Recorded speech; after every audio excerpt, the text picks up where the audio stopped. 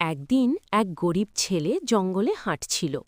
হঠাৎ সে একটা পুরনো বাক্স খুঁজে পায়। বাক্স খুলতেই ভিতর থেকে একটা অদ্ভুত কণ্ঠস্বর শোনা গেল।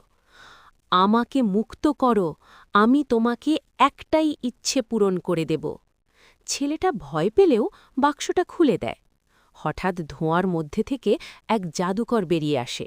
সে বলে, তুমি যা চাইবে তাই পাবে, কিন্তু সাবধান।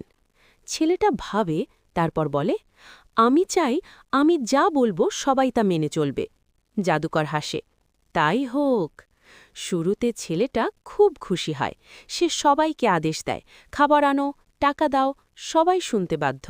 কিন্তু ধীরে ধীরে সব বদলে যায়।